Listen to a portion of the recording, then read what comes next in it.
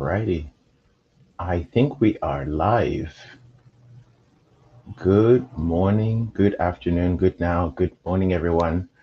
Welcome to another episode of Mastering Sleep Hygiene with Georgette, Rupsha, and Anderson.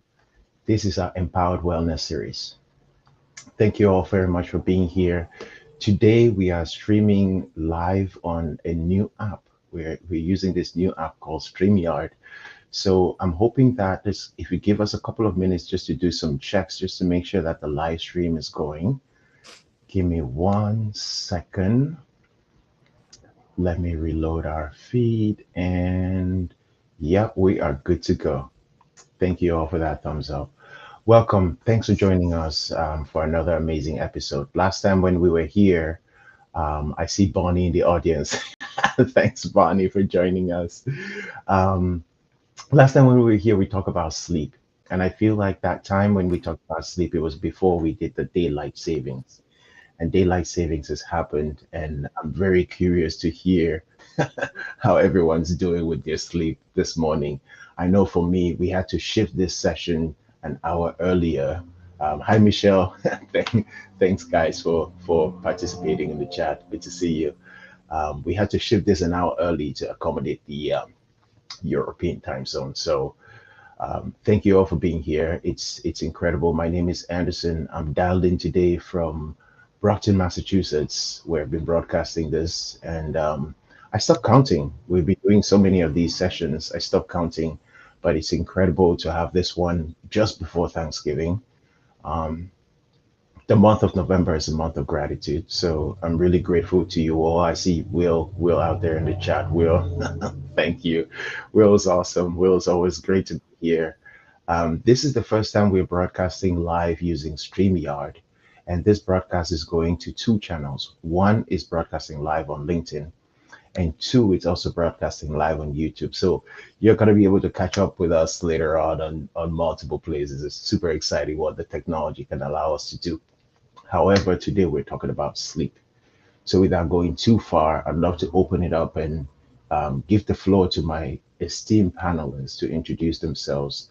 And let's get the topic started. You might notice that we don't have Sylvia with us.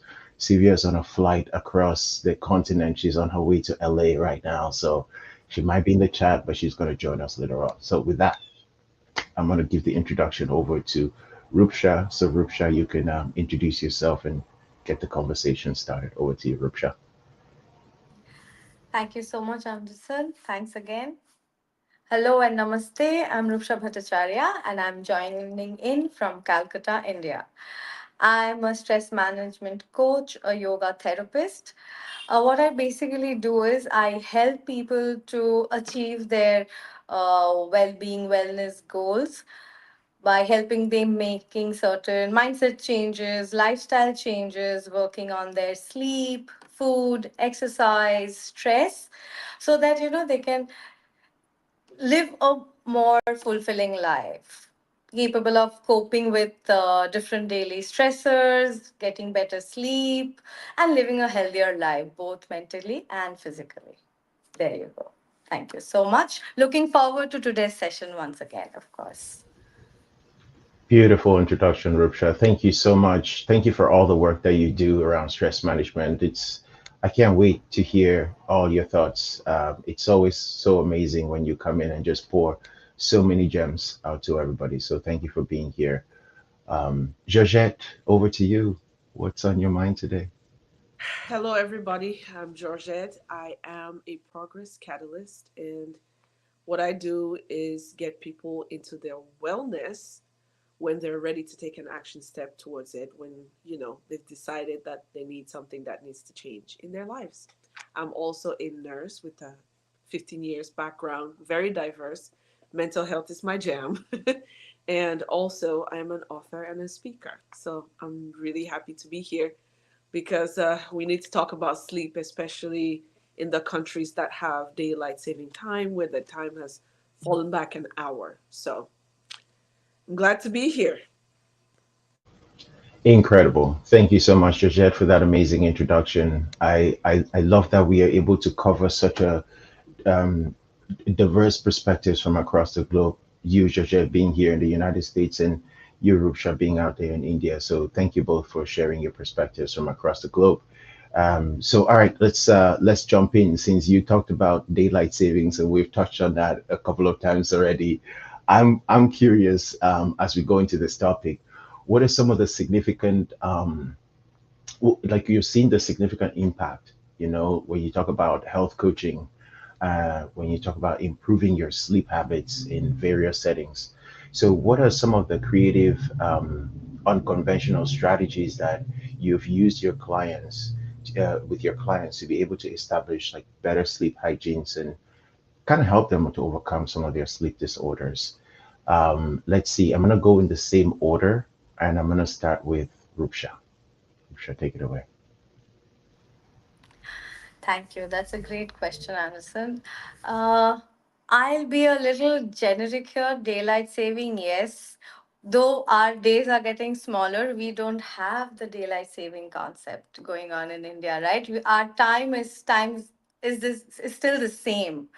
So that way, there's no change in time. So I think Georgette and you will be better talking about it, the specific daylight saving perspective. Now, unconventional, or what I do when I start working with anybody dealing with chronic sleep disorders, that could be anything. See, one thing is your own personal habits, of course, that we need to change. But one thing, what I really think when we're talking about sleep and sleep hygiene, taking steps, it's very important to know your setting, as in your family setting, whether if you're someone who's sle- uh, living by themselves is different. But generally, since we do not sleep at work, we're sleeping in our house. So it's very important to include your family members or your partner, your spouse into it. So I have seen in my personal experience, sometimes including, in most cases, the kind of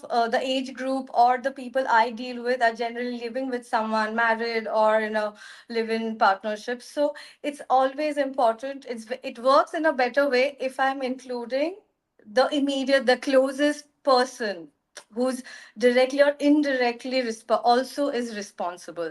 That's, I think, whenever I have chosen that path, it has worked better. Because I can give you, see, 15, there are 100 tips and tricks. I can give you all, and you can do it all, but it will not work if you are not, your setting is not appropriate. So, sleep hygiene includes your own personal habit and your setting, environmental setting. And secondly, what I really stress on is the space you're sleeping in your bedroom. Go start with your tips, but then also working on making that room, accordingly. Like in terms of lights, things like mattresses and pillows and your sheets and things like that. The aroma.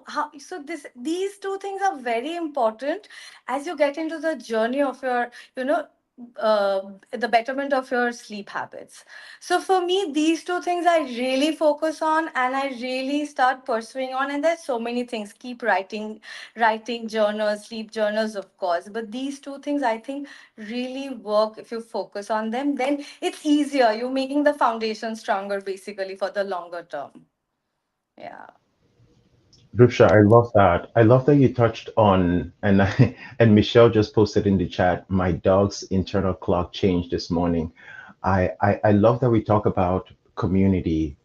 We talk about our families, our dogs, our significant others, our kids, when we talk about sleep, because their internal clocks change as well. And we don't do this sleep thing by ourselves. If they're not sleeping properly, it so very well impacts us. And I love those examples that you shared with us because I feel like you're bringing these, um, you're making these real for us. You're making these like these are actual, these are things that we don't think about. Like, I don't think about how well my spouse is sleeping could in fact could impact my own sleep as well. So those are really, really good examples. Georgette, I'm coming over to you. What are your thoughts? We're talking about unconventional strategies that you're seeing which have really helped your clients get back to regulation. What are some of those that come up for you? So I I generally I have a very basic sleep 30-day sleep hygiene thing. I call it the sleep catcher. It's in my book, Coming Back to My Body. It's quite basic, but for everybody, I curate it according to their lifestyle. So I remember in the beginning when I started coaching people, and I would throw the basic thing at them, and then we build it up. And they're like, oh yeah, I like this. And then they start adding, well, I would like this to happen or that to happen, or this might not work because here's what I'm doing during the day, and all the variables that come in between. So um, that generally works. However, what I found with a couple of people was I found out that I had to coach them according to what kind of person they are in the morning. Are you a morning person or are you not? So I'm a morning person. I can talk circles around people, run circles around people, and then crash right about 2 o'clock. I am a morning person. So it's easy for me to coach morning people because then it is easy to say, get up in the morning, give yourself 30 minutes, an hour, however your lifestyle works for you, to just breathe, to just be yourself. Keep the house as lowly lit as possible. So, incandescent light, lamps, things like that in the morning. If you love to drink your coffee, tea, whatever, journal, that's your time. Keep it as low light as possible. But if you wake up and you like going outside, then go outside because that 10 to 15 minutes of sunshine every day between sunrise and noon is also great for your circadian rhythm. And for the night owls, the people who are not morning people, we curate it in a way that their bedtime is the key. That is where we focus on is their bedtime because that's the only part where they really definitely have control over themselves a lot more, over their schedule or whatever the case may be. So that's one way that I realize that some people would rather have it is, are you a morning person? Are you not? Are you a night owl? What is your schedule for work like?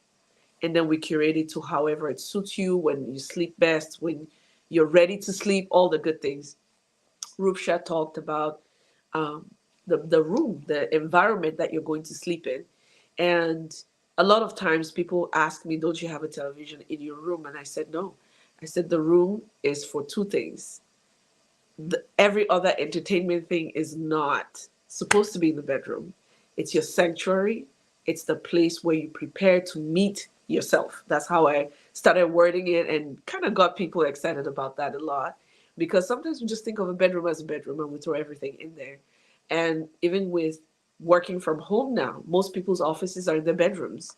But there is also a way to still make it a sanctuary and separate the two functions while you're in there. So those are little things that when people talk about, I get to be able to say, hey, maybe you need to do this. Maybe you need to cover the computers, put it, find a division somewhere that makes it separate, that, if your office is in your bedroom.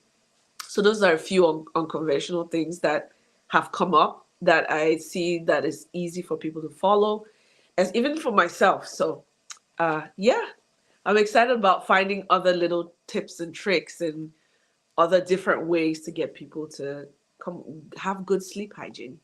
Back to you, Anderson. I love that. I absolutely love those examples, Georgette. And you and Rupsha hopped on the environment, and I know in so many times we talk about how your environment determines your gene. I think it's Jay Shetty who talk about how location has energy and time has memory, and so we give different type of energy. If you give angry, a type of energy into your bedroom, then that's the type of energy that you keep getting out of your bedroom. So you have to give it peaceful energy. It's funky to talk about things like these, but I do strongly believe that space takes on the energy that we give to it. So I recognize that we've been going now for a few minutes, and when we started, I got really excited to get into the topic, and I didn't introduce myself. So to everyone who's listening, to everyone who has not met me yet, my name is Anderson Dinka. I am the founder of Live Unity. Live Unity is a health and wellness coaching company. And the point of it was to help people prioritize their well being. Today, we talk about sleep. Sleep is a huge part of our well being. Rusha will tell you those three pillars of well being. If you get those three wrong, your exercise, your diet, and your sleep, if you get those three wrong, then there's a high likelihood that the other things are going to be wrong. And I love where we are at so far in this conversation, talk about sleep environment, because when the pandemic hit, a lot of us took work from our offices and brought it home to us. We went into isolation. And the isolation part for me got me to really start thinking about my sleep.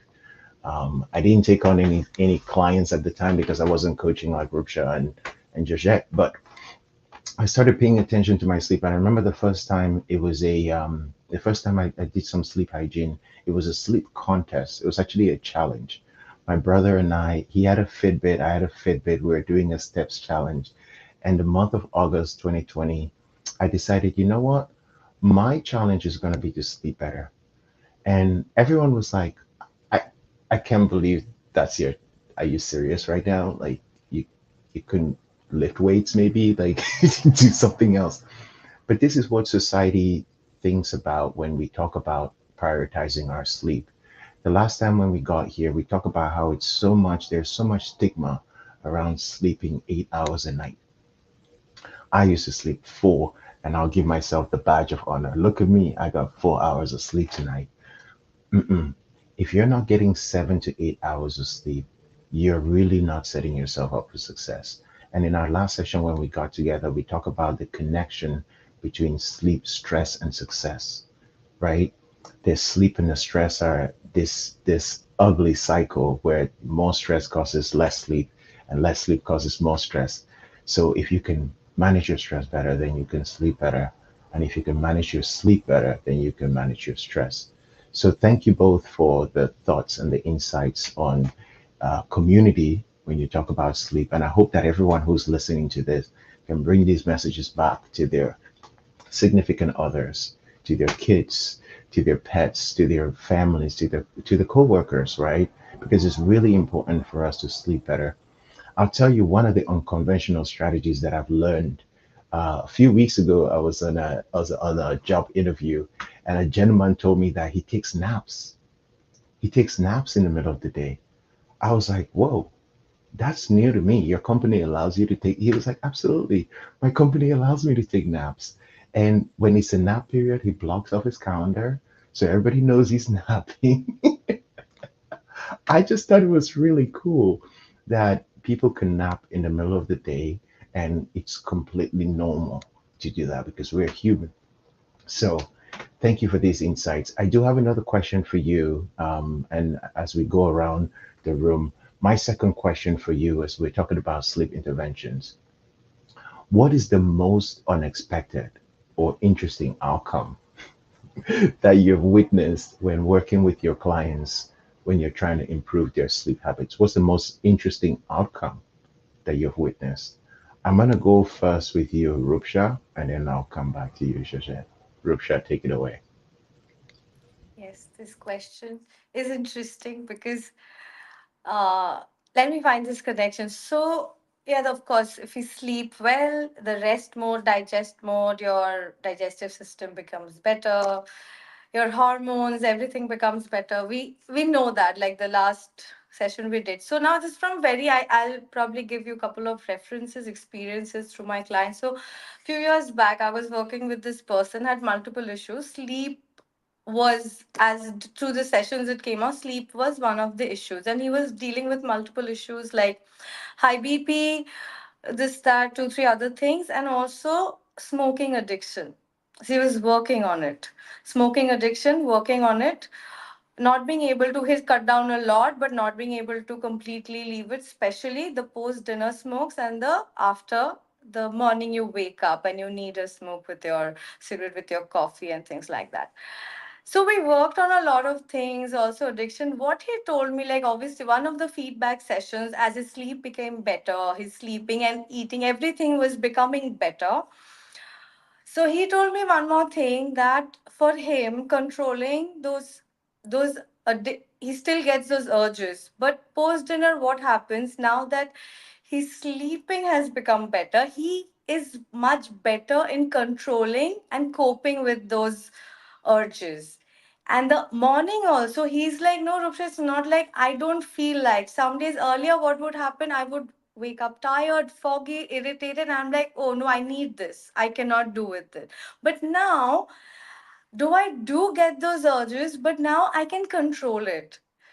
So from there, after this feedback, what happens? Your clarity of thought becomes better. Your decision making power becomes better, and I think your and through all that, your coping mechanism, you're controlling your certain things that you need to make your lifestyle choices, and realizing that this is not good for me, but and you know how to control it. So I think this what happened, like as you were sleeping better and getting the rest. So it is not only about that sleep, that you're getting that rest and you're getting that fuel for your body and for your mind. So you can have control. We all have bad habits, but to have the control on those bad habits and to do something else, I think it helps. I think it helped. And one more, this another client which I realized, she was a female working with me, both husband wife, spouses, working partners, significant other. Anyway, what happened with them eventually, that her personal feedback, she's like, our we've been together for long, and anyway our relationship was going on auto. But as I was started doing taking care of myself and started sleeping better, and I included the husband in the session because of the sleep reason, she said, our communication, our personal intimacy, both emotional and the other thing, that has also improved.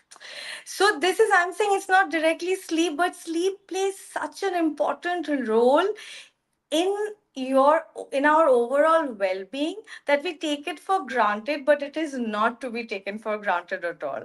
So this is what I think from these two. There are many more examples, but these two, yes, these are very, like, I have this, yeah, I've been worked with them for long. So yeah, I wanted to share these two incidents. Rubsha, I could literally just listen to you sharing examples for hours. Those are very, very amazing examples. You talk about improving relationships. Who would think that sleeping better could improve your relationships? I wouldn't, but that's an amazing outcome. You talk about improving irritability. Who would think that sleeping better would make you less of a, jerk? But it is real. And so thank you for those examples. I really appreciate that. And then you talk about longevity and health. Who would think that your blood pressure, the thing that you're going to your doctor for medication on, is going to get better when you sleep better? That's so amazing. I see Bonnie's in the chat. Bonnie said 7 to 8 hours would be amazing for me. Bonnie texted me this morning. It's so good to see you, Bonnie. Yes, 7 to 8 hours would be amazing for me. And quite frankly, there are days when I don't get 7 to 8 hours. I didn't get 7 to 8 last night, to be honest with you. But that's okay. Having the awareness, I know we've had sessions where we talk about self awareness. Having that awareness that, you know what, last night I didn't get my 8, how do I need to show up for myself today is so important.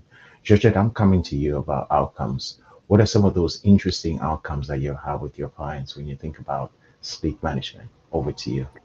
Whew, it's interesting. So before I even get in there, I have to say, last night I had 8 hours of sleep. So I'm much clearer because the last week I've been waking up, going to bed about between 7 and 8 p.m. and waking up at 3 a.m. So I know I've been a little squirrely. And so I just wanted to brag that I got more than 8 hours of sleep last night. But yes, so impact. Here's the thing. When I do the sleep catcher schedule for anybody, because I use it for myself too.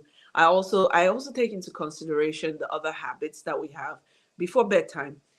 The average person right now in anywhere in the world has a cell phone, and the blue light from the cell phone affects different brain waves and keeps you awake. So when I always tell people to, first of all, pick a bedtime. I know that the sanctuary of the bedroom is important, the temperature, the sheets, if you have a partner, if you don't, if you have family, all those things matter. But I also have to think about the time of the day. When do you go to bed? Pick a bedtime, because it's one thing to do all the great things and not have a specific bedtime. What we're trying to do is get our brains to start winding down at a certain time. So falling asleep and staying asleep is not difficult. So I always get people to pick a bedtime. And then an hour prior to that, no electronics. I know when I started practicing that, it was really difficult. It was super difficult. But the more I practiced it, the better I got. And so that's the part where when I tell people, they go, no. I said, yes, you have to get rid of that blue light. Read a book. And, if you need the tech, like Anderson was talking about a Fitbit, there's so much tech for sleep. It's insane. But the unfortunate thing with tech is that as human beings, we forget that the habit is us and not the machine. I'm a nurse. Even though we have equipment in the hospital, we treat the patient, we don't treat the equipment. So a lot of people would focus on the numbers on like the Oura Ring and your Fitbits, and the average cell phone today will actually measure your sleep if you just put in, you know, the things, the parameters you want in there.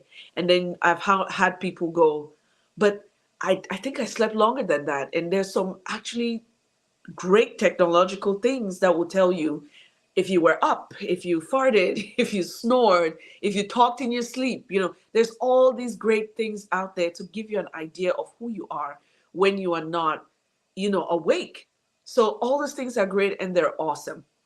But the person part of things is you have to give yourself a schedule. And once you follow that schedule, and you just keep, wash, rinse, repeat, it becomes a habit, your body picks it up and everything.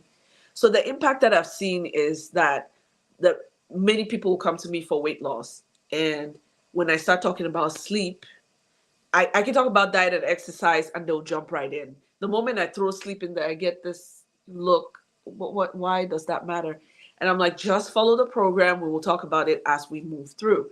And what ends up happening is that you will lose weight and feel lighter in your body in general because you're getting the right amount of rest. And for the people who have sleep issues, like if I'm looking at Bonnie in the chat, and you get only 4.5 hours, naps are great. Anderson talked about that. And the amount of time for naps also makes all the difference. Sometimes, I don't know if you're all like me, I was called Sleeping Beauty as a child, so I could sleep anywhere. But then as an adult, it did not work out that way. So what happens is if you can just time yourself for a nap, power naps are so great, 15 to 30 minutes max, nothing. Anything more than that, you're affecting your sleep schedule. But if it works for you, it works for you. So taking naps is great. Block your calendar, put do not disturb on your phone. All those good things are there for you to be able to take naps. If you cannot sleep more than 4.5 hours at night, the time that you're awake, try not to stress about it. Your body has gotten what it needs. What you need to do between that time, if it's still dark, if it's at 3 o'clock in the morning, 2 o'clock, 4 o'clock in the morning, give yourself the time to just unwind. This is where all the good morning habits come in, like we talked about during the last session, where you can do your deep breathing, your meditation, journaling. Just move your body, stretch, do whatever you need to do, but it has to be relaxing and nothing that will wind you up so that you're not crashing at 2 o'clock in the afternoon. Because when you crash at 2 o'clock, guess what happens?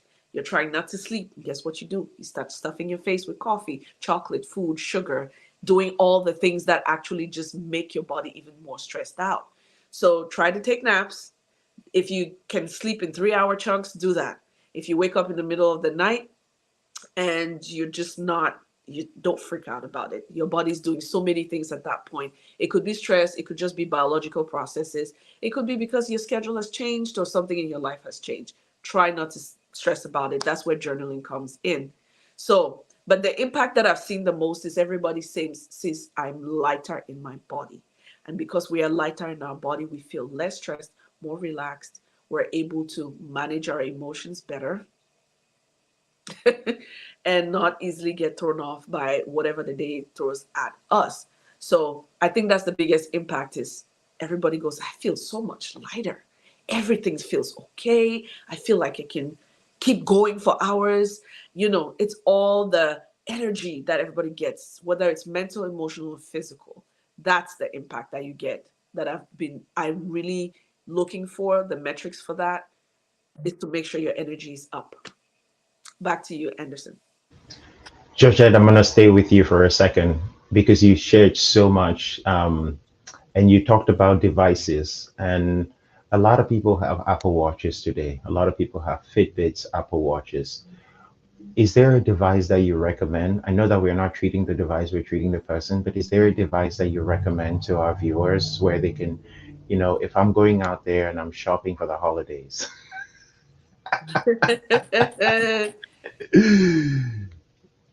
There's the Uro ring. I think it's OURO. And Yeah, that one is simple enough where it doesn't have too many metrics on it and then throws you off. If you want to go even simpler than that, just go to your health app on your phone. I don't know. I am an Apple user, so I do not know if Android users have a health app on their phone. You can go in there and put in and just open up, make it green to measure the hours of sleep, screen time, all that stuff is in there. Just put it in there, even capture your steps and things like that. That is one simple way to start, is to be able to see how much you're moving during the day. Because I know my phone does not always pick up, and I don't always take my phone with me when I'm walking. So it does not pick up how many steps I'm doing. There are other apps. There's so many apps I cannot even start to list them. But for tech, on your arm is a good one. There's some people who have there's I saw a VR on the other day that just kind of measures the brain waves. It's a little, techy and quite advanced and is looking for a lot more things that has way too many metrics on it. But for the average human being, just a simple thing like even your Fitbit, other devices in between that, just Google sleep tech. And there's so many things there. It basically get what you feel like you need to know. If you need to got know it. how deep you're sleeping, you might spend more money on that. If you need to know how many hours, it's simple. Your phone can tell you that because it measures your screen time as well. If you're just looking for activity there's so many other things there. It's just about finding what works for you. But the That's Oura Ring beautiful. is the most popular one because it gives a lot different metrics. So That's beautiful. Thank you for sharing that. I'm gonna find out how to spell aura and I'm gonna put it in the chat. thank you. I think Bonnie's saying that she's gonna try to fit in a nap today. So I love that we're sharing these tips, and I love that these tips are making hopefully are making some direct impact to our viewers. And I see Ken Brownlee give us two hands up. So thank you, Ken, for being here. It's good to see you. Um, Staying asleep, falling asleep and staying asleep, those are two different things. And I didn't know about these things until I started learning about sleep. Yeah, we talk about getting 7, 8 hours of sleep, but is it 7 hours of restless sleep, right? Because like for me, that was my issue. Is like I can lay there for 7 hours, but I'm gonna be constantly tossing around, and I don't really get into what people talk about, that deep REM that people talk about. I never really got into the deep REM sleep. So as we're wrapping up, as we're closing out, as we're going into the holidays and celebrating with our families, we're gonna have travel, interrupted sleep, long nights where we're up late trying to open up the presents or wait for Santa. What as you're thinking about these things that are probably going to interrupt our sleep over the next few months, what is one takeaway that you're gonna give to our viewers today? What's one key takeaway for them if you're thinking about making some small adjustments to your sleep? What's one thing that you can do to make those adjustments to your sleep? I'm going to come to you, Ruksha, and I'm going to go to you, Georgette. Now, I do know that when I when I created this event and I shared it yesterday, I promised our viewers that last weekend, last weekend was my last half marathon for the year. I'm not much of a morning person, but running has been the thing that has really helped me regulate my sleep because I have to get up in the morning and go for a run. And so I go to bed early naturally just so I can force myself to wake up in the morning. That has just been my thing now. But last weekend was my last half marathon, and I have my half marathon medal with me. So I'll just save the best for the last. I'll just say, all right, okay, all right, okay. So the Boston Marathon medley is the way they do it is they have three races every year. It's a 5K and a 10K and a half marathon. And the half marathon was what happened last week, and I'd done the 5K in April. and 10K was in June, which was really, really hot. So it was crazy to think about the temperature differences between these races. And every one of those races I was training for, I had to sleep differently. I had to either sleep in a hot temperatures or cold temperatures. I had to train differently. But what I'm about to show you, this is the medal for the medley, and that's what I got. That's what I got last weekend. It was a very beautiful race. I was very lucky to have my family come in and watch me finish. My mom was there, and just a testament to this thing that we do wellness. We don't do it by ourselves. We do it with our families. And I know you, Georgette, you were out here in Boston before the race, trying to give me some pre-race support. That meant the world to me.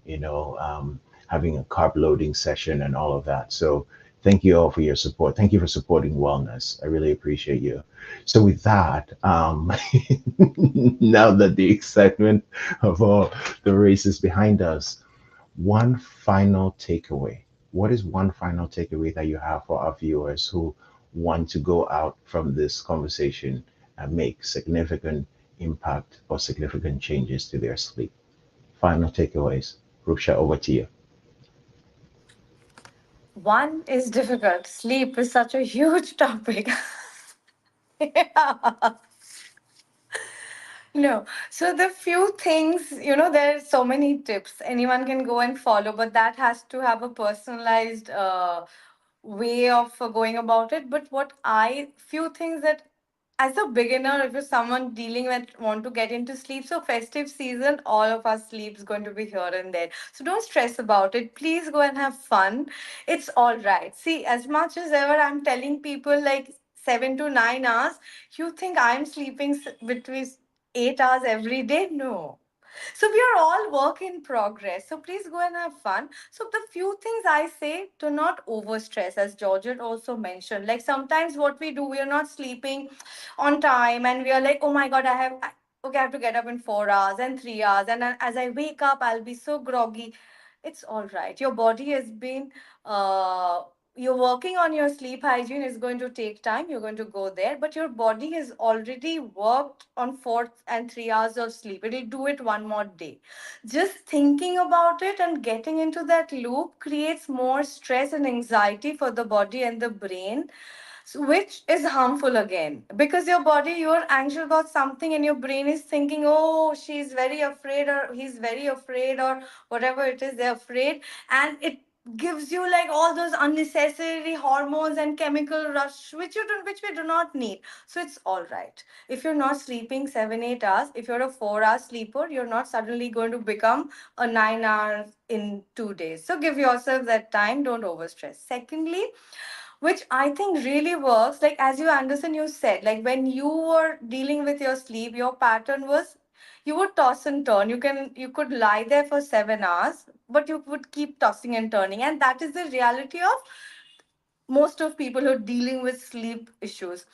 The thing is, please, if you are not being able to get sleep within 20 minutes, get up. Do not try to sleep. Just get up. Take a walk. I'm not saying go out in bright light. Take up, go read something, listen to some calming music, drink a glass of water, give yourself 5 10 minutes break, do something else, do something boring or whatever, and then again try to sleep. Again, 20 minutes, don't try. Again, get up from that space. This works, and this truly, truly works. And don't use your bed as your workstation, as your dinner table, and those other things. There are other zones, or where you vent your anger out. Don't use your bed for all those things. There are specific zones for them. So do these few things, and then the tips and techniques and tricks that you start applying, they work in a better way. 20 minutes rule, it's a rule, so please follow it. And it works. Over time it'll work. And rest, it's all a work in progress. If you're really suffering, please understand, go and work with someone, with an expert. Because as you start talking it out with others, as you start becoming like, writing things down, going through those quizzes or questionnaires, and then you become answerable to somebody, then it becomes easier, because sleep, though it's natural, it's just not sleep, it's a lot of other things. So go and take the help of that expert, and your journey will become much more easier. That's my take on this. Thank you, Rupsha. I appreciate all of that. And my really good friend Bonnie is in the chat. She's admitted all her guilt and talking about cortisol. I love these tips and tricks. Some of us might not be able to do this by ourselves. And when you talk about reaching out to experts, is this one of those situations where I could be like, "Hey, Bonnie, reach out to Rupsha and she can help you out"? Is that something you're open to? Yes, of course. That's what we are Perfect. doing, right? It's personalized, it's customized, because there's so many other things related to why you're not being able to sleep properly, why you're not getting that sleep. That needs a little more deeper digging from both the sides. And it's very simple. Get into a routine. Working through it's very simple actually, Anderson. Those who of us who are working on it, we know, but it's just these steps, the initial few steps are a little difficult. That's about it. Yeah. Perfect. Perfect. No, I appreciate your response, Rupsha, and I just wanted to make sure that our viewers know that they are not alone going through this journey, that they have some support, that we are available to support, to share our insights and all. So Of thank you course, very much for always that. I there. appreciate you. Always there. Oh, I appreciate you. Um, Georgette, over to you. I know there's so many different takeaways that we could have, but I'll try to keep it down. Okay. So Rupsha said quite a bit. I love that 20 minute rule. I really like it. So we're headed into festivity season around the world generally. There's more eating, there's more socializing, it's colder, so that throws everybody's sleep, diet, and movement off. So around this time, if you drink, most more people are consuming more alcohol, more sugar, more everything. This is why I'm offering that you look for chamomile teas, valerian root, things like that that would help you regulate a lot better, because that socialization can bring you lightness where you can go to bed and really sleep well, but a little too much of it can throw you off. The other thing I want to add here is being able to find time just for yourself. During this festive period, it is so easy to be carried away with, I need to go here, I need to attend this, I need to do this, and there's work, and then there's family, there's all these things that are happening. And this is the time of the year where many people spend time around their families that they don't necessarily get along with, like, or cannot uphold boundaries with them. And emotional stress is such a huge thing that affects your sleep. So if you feel as though you still need to be around these people, knowing that they're not going to respect your boundaries or your autonomy or whatever it is, take pockets of time for yourself, however long you need. 20 minutes, 30 minutes to just breathe, decompress, and then go back out and meet the real world or whoever it is that you're socializing with. That would help you stay calmer and reduce that emotional stress, instead of you tossing and turning, going, what did uncle say about that? Why did she say that? What did he mean? But all those things going through your head. Oh my gosh, I'm behind with work, because you know what? It's that time of year where festivities are going on. Give yourself some time. That will help dramatically with your sleep. 20 minutes of just alone time to listen to your thoughts or write them down seems like little, but the more you practice it during the day, the better your sleep gets, because then you can actually regulate enough to say, this, I've thought about that. It's not important. It's not going to affect me anyway. Or I have to, you just rearrange things in your brain in a way that are more manageable for you. So you're not going to sleep with all these to do lists that you have to do, especially around the holiday period, because we're just excited. We're human. We like feeling the energetics of other people. And I know the introverts in the crowd are going, well, not necessarily me, but yes, it does help when you're around people. It always, every human feels a little bit of energy. It's about who we are around that makes all the difference. But sleep during this time of year is really quite important, because then, as much as we like to talk about the now, January always feels like it's 6 months instead of 1 month. So how about this? instead of making that month more difficult, start now and say, I will practice 20 minutes a day while all the craziness is going on, to take in a deep breath, listen to myself, and get back out there so I'm not carrying emotional stress to bed. There's so much more, but I think those are the two main ones. So many gems there, Georgette. Thank you so much for those. Managing your stress, taking breaks. I reckon there's a lot of companies out there that offer unlimited vacation, right? And when I started my career, I reckon that there are companies out there that actually block off the period between Christmas and New Year so people don't work. And I also reckon that, Ruksha, you're out there in India, and there's a lot of companies out there who actually block off time around some of the festivities like Diwali's going on right now. So take advantage of that. Like if your company is offering these benefits, if your boss is giving you time off, take the time, unwind, disconnect, give back to yourself, and if you're going out and getting gifts and presents, maybe throw in an aura ring in there. So thank you so much, Georgette. Thank you so much, Rupsha. Your wealth of knowledge, it's just incredible. Talk about not stressing over sleep, taking 20 minutes. I agree. That one is actually resonating with me right now because when I go fall asleep, 20 minutes later, I'm like, what am I doing? I'm ready to go. I'm ready to do something else. And usually in that moment, I reach for my phone. And breaking that habit is something that requires conscious awareness. Instead of reaching for your phone, reach for a book. Instead of reaching for anything, wake up. You're not ready to sleep. Get yourself some regulation, get yourself some chamomile tea, like Georgette talked about, and then get back to trying to sleep again. I really enjoyed this conversation, y'all. I mean, we could talk about sleep all day. We could talk about sleep for hours, but I feel like we've really gone in on this topic. And I know that we said we're gonna have these monthly themes. This is not the end of the sleep conversation. So for anybody who's listening and who's like, I am so lost, even still now that I've listened to these two sessions on sleep, reach out to any of us. I'm sure we can help be the GPS to help you navigate towards a better sleep destination. For those of you who have been getting these gems and you're like, yep, this is resonating with me. Yep, I need to make some better sleep habits. Yep, that's awesome. I'm glad that you're finding this information really helpful. Best of luck with your sleep journey. And if you need any help in that journey, please let us know. And for those who missed this session, we are recording it. Remember, I mentioned in the beginning that we are live on LinkedIn and on YouTube. So we're recording this for anyone who missed it.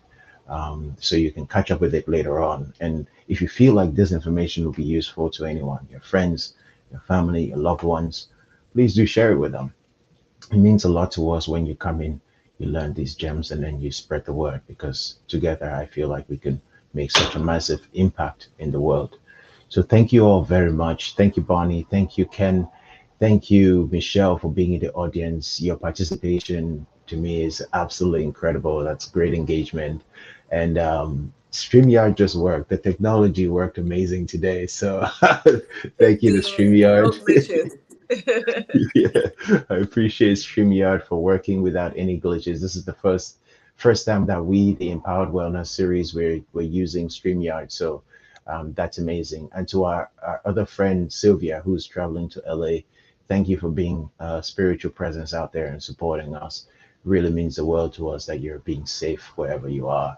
All right, with that, I'm gonna close out the stream in 3 seconds, but I know we're not gonna have one of these before Thanksgiving. I'm sending you all out there with an amazing Thanksgiving. Enjoy the rest of your week. Enjoy next week. And I'm looking forward to next month. Next month, we're going to be talking about family, which is very timely because the holidays are here. So I'm looking forward to these sessions next month. But thank you all for being here. Your energy, your time means the world to us. Have a wonderful rest of your day. Take care, y'all. Cheers.